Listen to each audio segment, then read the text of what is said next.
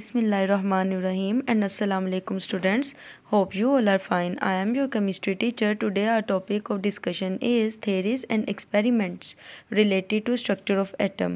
In this topic we will discuss the following points. What is an atom? Atom क्या है? Electrons, protons, plum pudding theory and discovery of cathode rays.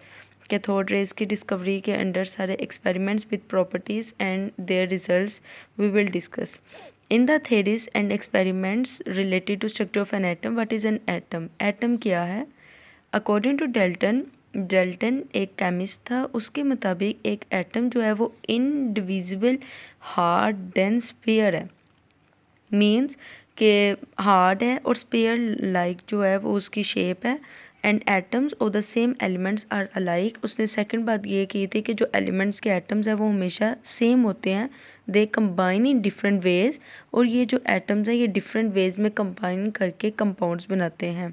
In the light of Dalton's atomic theory, Dalton's की इस theory में जो भी discuss किया हमने, उसने ये भी बताया था कि जो साइंटिस्ट है उसने डिस्कवर किया है न्यू सब एटॉमिक पार्टिकल्स.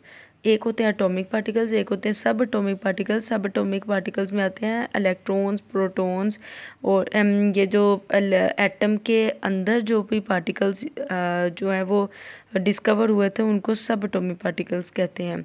देन आता है प्रोटॉन. 1886 में गोल्डस्टेन जो है वो एक केमिस्ट था जिसने सबसे पहले प्रोटॉन की डिस्कवरी की थी और ये बताया था कि ये पॉजिटिवली चार्ज होते हैं. देन है इलेक्ट्रॉन्स. एंड 1897 में जे थॉमसन था एक केमिस्ट जिसने बताया था कि एक नेगेटिवली चार्ज पार्टिकल्स होता है जिसे क्या कहते हैं? इलेक्ट्रॉन्स कहते हैं. देन जे थॉमसन की एक बहुत बड़ी अचीवमेंट ये भी है कि इसने प्लम पुडिंग थेरी भी डिस्कवर की थी. उस थेरी में क्या बताया है कि एक नेगेटिवली चार्ज इलेक्ट्रॉन्स होते हैं. इस थेरी में ये बताया कि टीनी जो नेगेटिवली चार्ज पार्टिकल्स हैं वो स्टक होते हैं. ये सेम ऐसे ही है जैसे चेरीज़ का सारा केक प्रेजेंट हो. केक के अंदर ज़्यादा सारी चेरीज़ लगी हुई हैं तो जो चेरीज़ हैं वो रिप्रेजेंट कर रही हैं इलेक्ट्रॉन्स को. बाकी सारा जो केक है वो जो है वो रिप्रेजेंट कर रहा है प्रोटॉन को positively charge. And as we know positively charge attract strongly negatively charge. After that discovery of electrons and cathode rays. Cathode rays and electrons की डिस्कवरी किस तरह हुई थी? किस तरह हमें पता चला कि ये भी सब एटॉमिक पार्ट हैं? तो इसमें सर विलियम क्रूक्स थे जिन्होंने सबसे पहले एक एक्सपेरिमेंट परफॉर्म किया था. इलेक्ट्रिक करंट को गुजारा था गैसेस में से एंड डिस्चार्ज ट्यूब के अंदर जो गैसेस थी वहाँ से इलेक्ट्रिक करंट को गुजारा था और बहुत ज़्यादा लो प्रेशर के ऊपर. इन द नेक्स्ट एक्सपेरिमेंट आप पिक्चर को देखें तो इसके अंदर सारा एक्सप्लेन किया जा रहा है कि एक डिस्चार्ज ट्यूब है जिसके अंदर गैसेस प्रेजेंट है एक प्रॉपर प्रेशर के under in a high voltage battery. High voltage battery के साथ जो है वो क्या हो रहा है कि कैथोड रेज की डिस्कवरी हो रही है और हमें पता चला कि अच्छा ये वाली भी रेज होती हैं और जो इलेक्ट्रॉन्स हैं यहाँ से ही हमें पता चला कि इनके पास नेगेटिवली चार्ज होते हैं. नेक्स्ट है प्रॉपर्टीज़ ऑफ कैथोड रेज. ये जो कैथोड रेज डिस्कवर हुई थी इसकी प्रॉपर्टीज़ क्या हैं? तो these raise travel in a straight line. सबसे फर्स्ट जो प्रॉपर्टी है वो ये थी कि ये स्ट्रेट लाइन्स हैं, परपेंडिकुलर है कैथोड जो इलेक्ट्रोड है उससे. ये एक शार्प शेडो जो है वो फॉर्म्ड करती हैं जब ये किसी भी चीज़ के साथ टकराती हैं. They are deflected. ये पॉजिटिवली प्लेट की तरफ बहुत जल्दी से ट्रैक करती हैं. यहाँ से हमें पता चला कि दीज आर नेगेटिवली चार्ज. इनका जो टेम्परेचर था बॉडी का वो बहुत ज़्यादा हो जाता था जब ये किसी भी चीज़ पे ऊपर फॉल करते थे. जे थॉमसन ने सबसे पहले डिस्कवर किया था चार्ज टू मास रेशियो, वो भी इलेक्ट्रॉन्स का.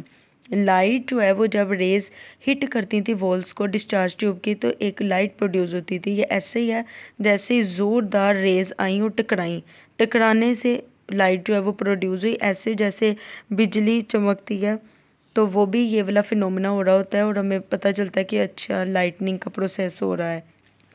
In the end properties, it was found that the same types of rays were emitted to matter which gas and which cathode was used in the discharge tube.